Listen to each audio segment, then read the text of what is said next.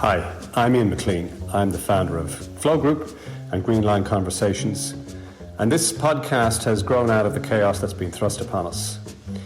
During the podcast, I'm going to try and share with you the best of 25 years of helping corporate organizations deal and cope with change. So, as you're out there, busy making sense of it all, trying to cope, and maybe in some cases trying to rebuild your organizations, I'm hoping that some of this can be of some assistance. We'll keep it deliberately short, because I know you're busy. Let's dive in.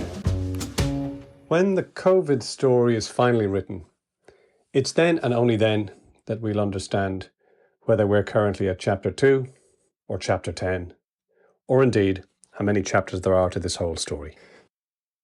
The one thing I think most people will agree is that it feels like the end of the beginning, where we've emerged from lockdown and with the handbrake released, we're coming into the next stage or the next evolution of this whole chaos that was thrust upon us. In emerging, we are very clear that there are some difficult discussions and conversations that need to happen. And from the last two episodes, which were around conversations in chaos and the response to them, we realize that there's a real appetite out there to understand how better to deal and have better conversations. To that end, we're going to spend this episode talking about the importance of context. What do I mean by that? Well, in the general spectrum of things, at the very start of this lockdown period, the mantra that prevailed was that we're all in this together. Well, that was partly true. The situation of COVID was universal and the same for everybody, but the implications of its impact were different depending on one thing: the individual's context. I have a nephew who's young, free and single, for whom it was a gift. He didn't have to go into work every day. He could work from home. Without the distractions, he could get his work done in half the time, so he had half the time available to himself to do what he pleased. Contrast that with some other friends of mine, both of whom are working as a couple at home, from home, with young children, no balcony, in an apartment, no garden, trying to care for elderly parents, whilst one of them was diagnosed positive with COVID. Different contexts, different realities. It's obvious when I say it that when two people enter into a conversation, particularly one that's difficult, it's obvious to say that both people are coming at it from a different context. Whilst we know that to be true, consciously, how people typically prepare for a conversation, particularly where there's a different point of view and we know it, is that I start by arsenaling up. I start and look for all the evidence, all the data, all the information, all the facts that support my point of view. Meanwhile, the person on the other side is doing exactly the same. Without intending it or knowing it, we're actually preparing for war. And ultimately, the person with the biggest army and the heaviest artillery wins. However, all wars create collateral damage. In this case, residue, which we discussed in the previous episode.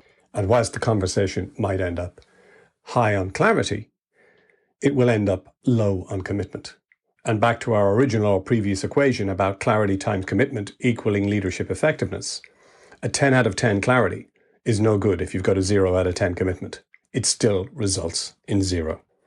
I frequently find leaders who resort to positional power to assert their authority to win a discussion or a debate. Positional power is like a bar of soap. The more you use it, the less you're left with. And whilst you might, in the short term, win the battle, you will ultimately lose the war on leadership reputation. So let me propose to you an alternative aim the next time you have a conversation. What if your aim was simply to understand the other person's context? Just simply to understand their context. How would that change things? Well, the first thing that would happen is you would have to approach the conversation entirely differently. But to indicate how powerful this approach actually is, let's first spend a little bit of time understanding why context is so important. We, as human beings, are infinite context creators. We cannot not create context for every and in every situation. This is different from, but often gets confused with logic. Let me explain. If I were to ask you, what's 7 times 7? You will take logic and you will give me the answer, 49. However, if I ask you a different question, there are 7 birds on a fence. You shoot one. How many are left? The most frequent answer to that question is, well, it depends. If you ask a computer that question, there's only one answer, 7 minus 1, which is 6. However, ask a human that question, it depends on the context. It could be 6, or it could be none, because when you shoot, it scares off the other birds, so they fly away. Or it could be that all 7 are left because there was a silencer on the gun. And so this is one of the uniquenesses of being human, is that we create our own context. What we do is we take external data, we translate it into internal pictures in our mind's eye. That gives us an individual, unique context, which becomes our reality. So play with me on this. Here's 2 pieces of data. I want you to think of dog and car. Dog and car. What your mind automatically does, just with those 2 pieces of data, is you create a picture. And the picture has got a dog and a car in it. Some people's picture will have the dog inside of the car, others will have it outside of the car. If you love dogs, it's probably inside of the car, nestled up in a nice blanket. If you hate dogs, it's probably getting run over by the car. So you can create an infinite number of pictures with just 2 variables. The human mind, based on research that goes back to the 1950s, can hold between 5 and 7 individual bits of data simultaneously or concurrently, which means that if you do the maths, you can have up to 720 different interpretations of exactly the same event. So that's different contexts for exactly the same moment. Where this leads to is this, and this is important. When people disagree, we almost always put it down to a gap or a breakdown in logic. Because we're all perfectly logical in our own context. If you want to resolve or unlock a deadlock in a conversation with one or more parties, spend your time and focus on trying to understand and unpack their context. By understanding their context, you will begin to see where the gaps are.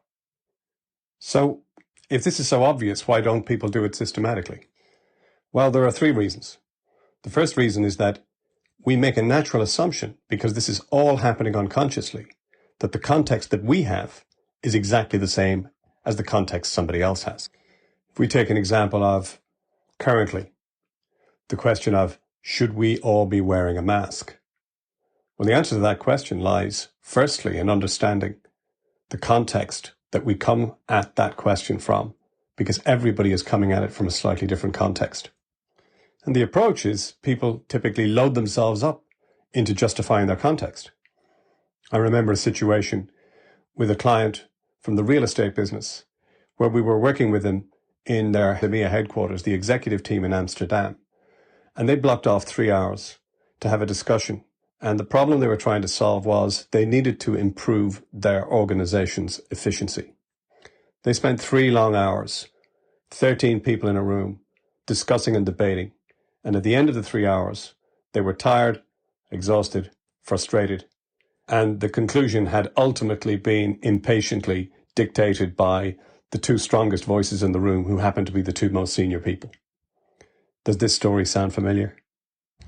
At the end of the meeting, I asked each executive team member to take 1 post-it and to accomplish 1 simple task, which was to write down their definition. We took 13 post-its, we put them on the wall, everybody stood up and they read everybody else's post-it. Everybody had a different definition. We assume because we use the same language and we understand the language, that our interpretation or our context and what we translate into our own mental picture is exactly the same thing. But it isn't. As Mark Twain once wrote, "It ain't what you don't know gets you into trouble. It's what you know for sure that just ain't so." The second reason that people are reluctant to probe into others' context to fully understand it is that there is a tacit belief that if I understand somebody else's side of the bridge and their context for the situation, that by implication, I have to agree with it. And here's your exit clause. You do not have to agree with it. Understanding somebody else's context doesn't mean that you agree with it. And the third reason that people typically don't explore the other person's context to fully understand it is because they basically don't know how.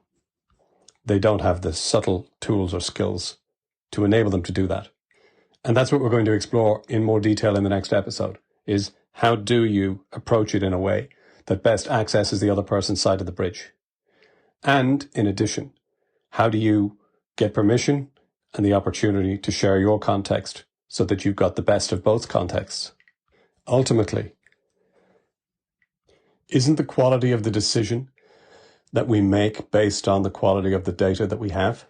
And isn't more data from qualified parties better than less data? I'm going to round off with a parable that goes back thousands of years. And it's based on the story of a Raj in ancient India who sends out 6 blind men to find an elephant. They all go out, and when they come back, they begin to report on what they found. Of course, they'd all found an elephant, but they'd all found a part of an elephant. So one had found an ear, another had found the tail, another had found the trunk, but they all swore that their elephant was the real thing. And the last verse of the poem goes like this. And so these men of Hindustan disputed loud and long, each in his own opinion exceeding stiff and strong, though each was partly in the right, and all were in the wrong. Until next time, stay safe, stay sane, and stay connected.